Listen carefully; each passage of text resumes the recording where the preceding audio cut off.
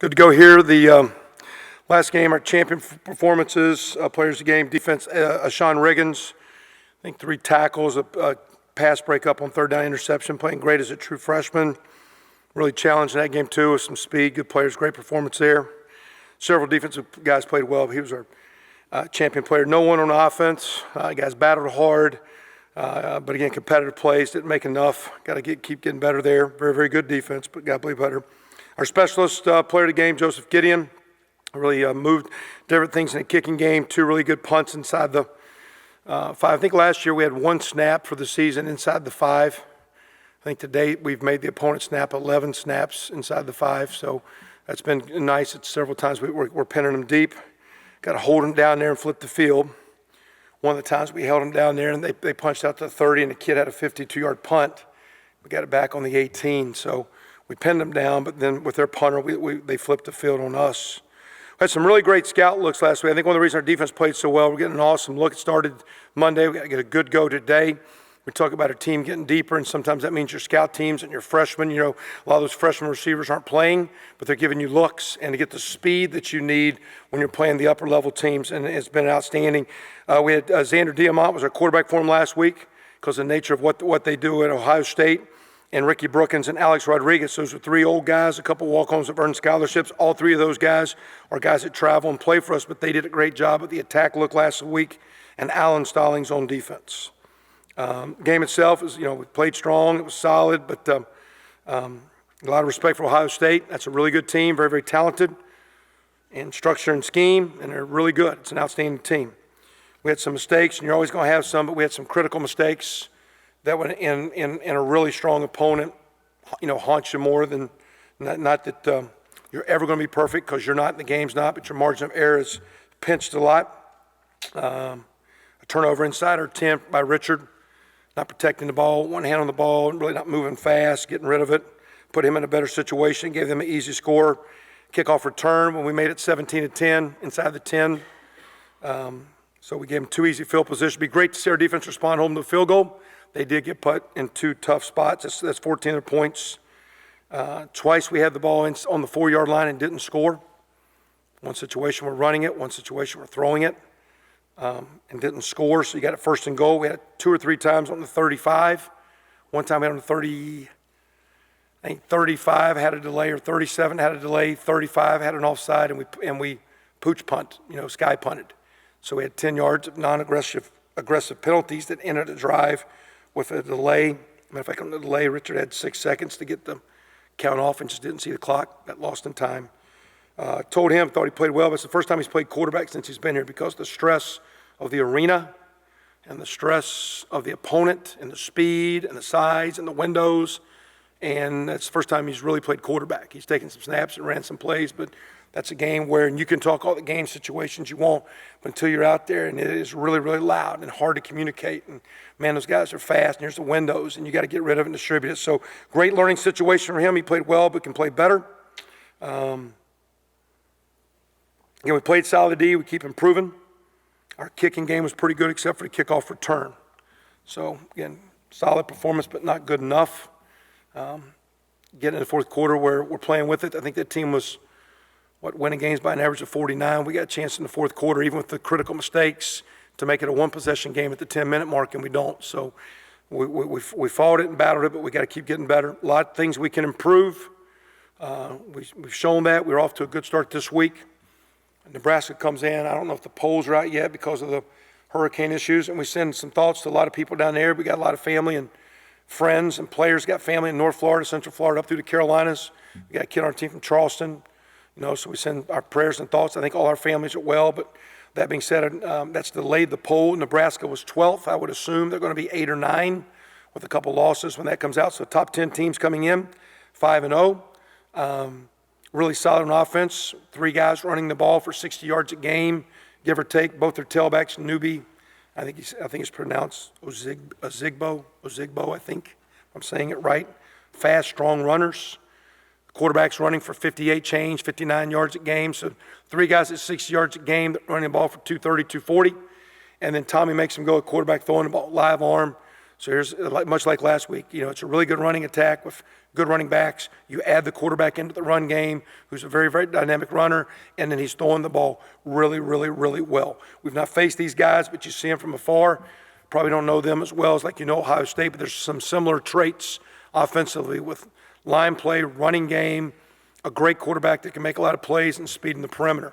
Defensively, they're playing solid, about 160 running, 170 passing, or 190 passing, something about 350, 60 yards a game. Playing, they're not giving up big plays or making you snap it again. Just like Ohio State, they're 36 minutes time of possession. They keep the ball from you, and they do great on offense, which helps their defense.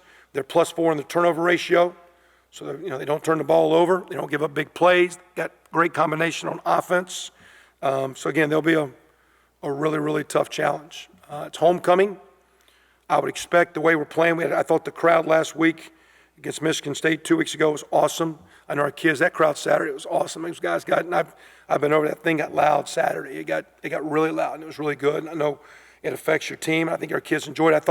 I thought against Michigan State, our fans were really critical in the fourth quarter. They had some communication issues, and you'd like to think of homecoming. I think the weather, I didn't check it today. Is the weather still holding?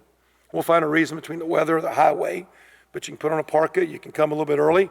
It's a great team coming in. They're top 10. They're 5-0. It's historically one of the premier programs, brands of college football. Our team's getting better.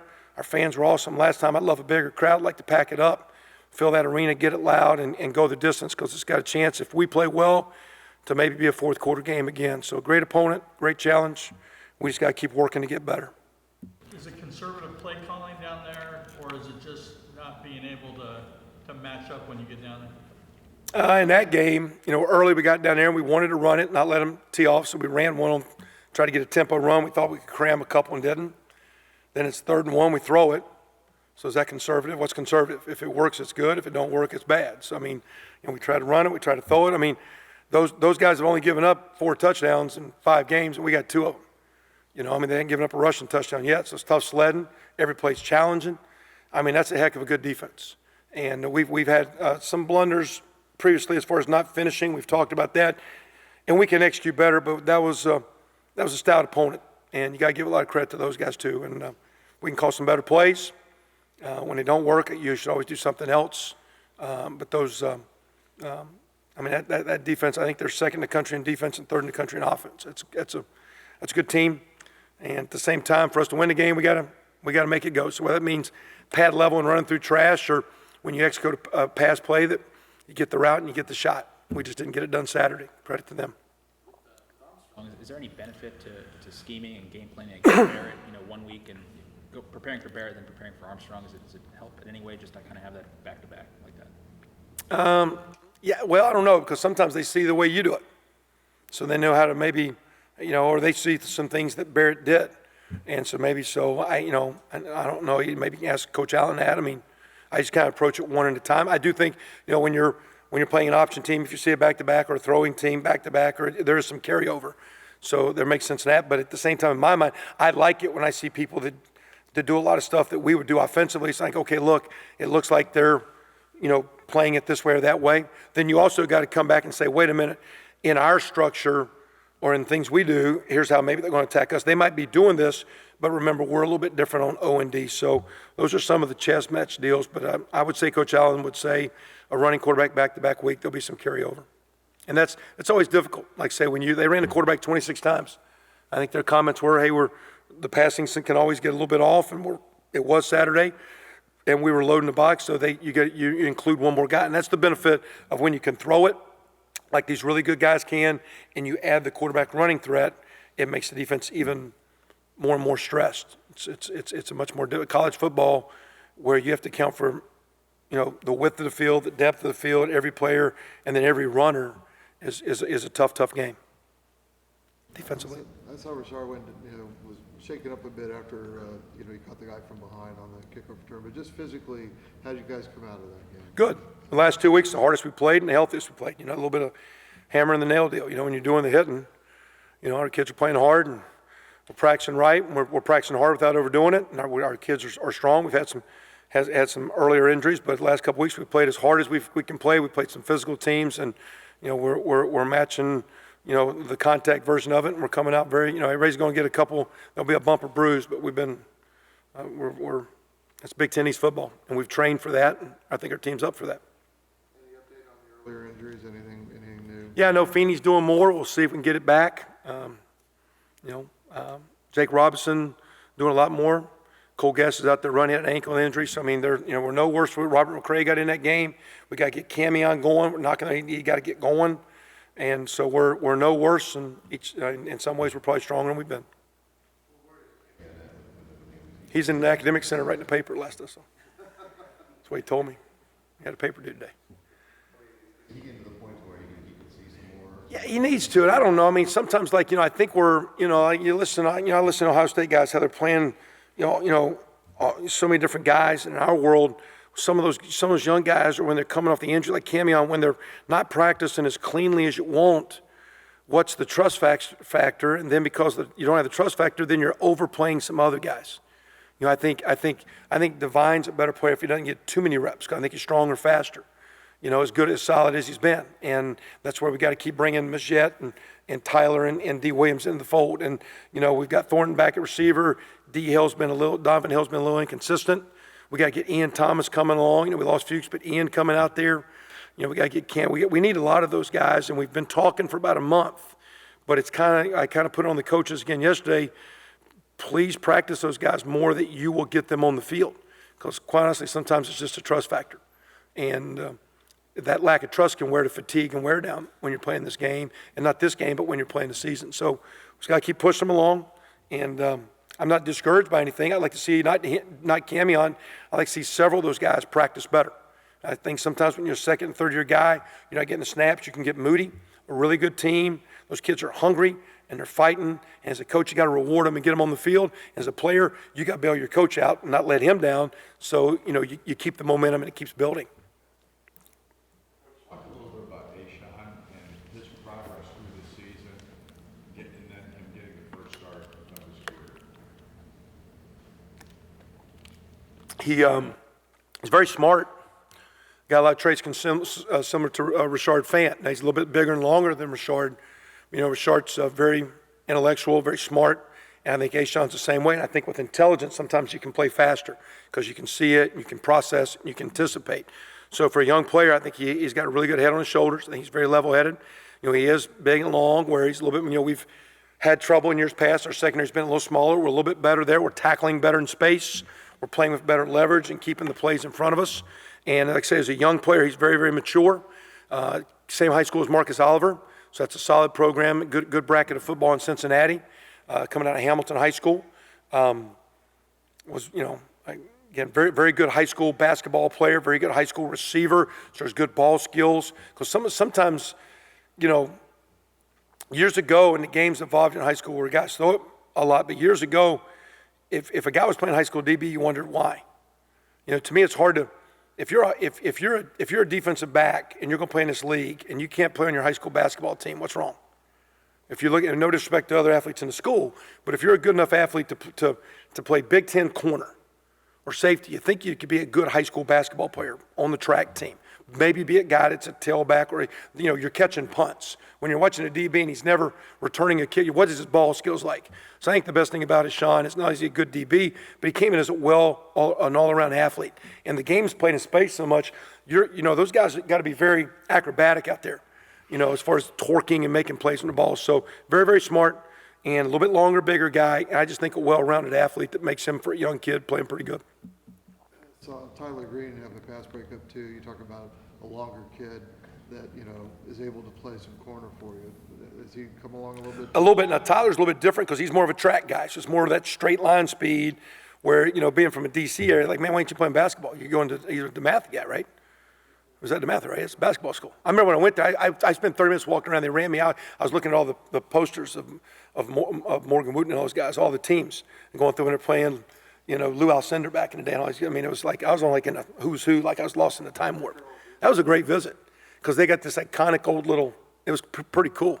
But like the difference between those two guys' areas, Tyler's bigger, longer, and a great athlete, but he's more of a track, straight line guy. Where I think Ashawn's got a little bit more ball skill.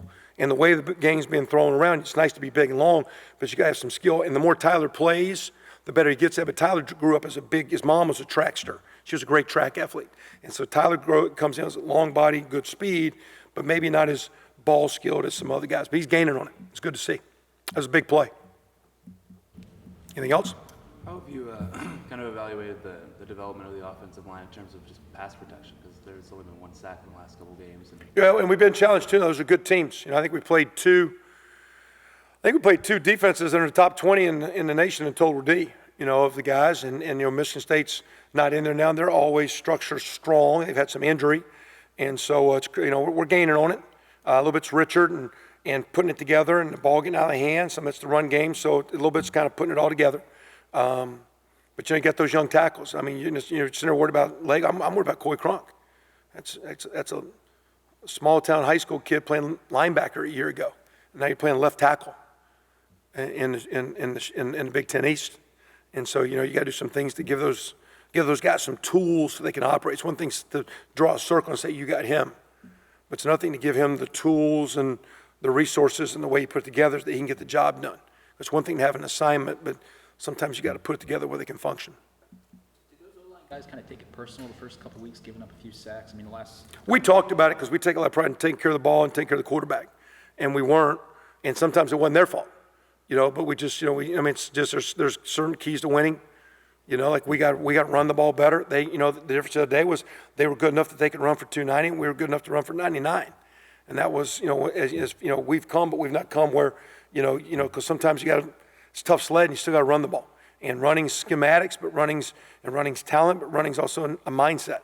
And we got to continue to play better run D and play better run offense. And the team coming in is running the football very well, and they're defending the run better than we are. And that's a little bit of last week's rub. That's a challenge. Do you talk to Rashard at all just about the platform he has with raising his fist and making that kind of statement at a game? The only thing we talked back in preseason about it, and we didn't even know, like in our our script that it said come out the 5-minute mark, and we come out here I think at the 6 or 7 minute mark, and so we had no clue what was going on. Wasn't on the agenda, so we didn't say anything about it for the game. We did talk to our team. I think it's one thing to be respectful of the people that have served our country, and there's many different genders and races that have done that. And let's be respectful of what the flag stands for, but no one tells you to salute or put your hand on your chest or sway or put your eyes down or whatever. There's, and so to me, I appreciate the fact that their kid stood. And what I really appreciate is that he plays well enough. It's one thing to talk, but when you play, you got a slightly, maybe, I appreciate the way you play. And I think it's one thing to be a guy talking, but when a guy's performing, I think one of the guys quoted, that's one of the more mature intellectual kids. He said, we our school believe, and you're a citizen first. But we also want to represent our school the right way, and I think the way he goes about it, and I think the way he did it, that's his choice. And I respect he did it in a class way, and I respect he came out and played a good football game, and he didn't know it was going down, and no one else did. And we just talked preseason. We'd more be unified as a team, making statements the way we. And I appreciate his comments. We're one as a team. We're one as a country. That's all we talk about our team about. We're one team, and our team gets discriminated against. So deal with it.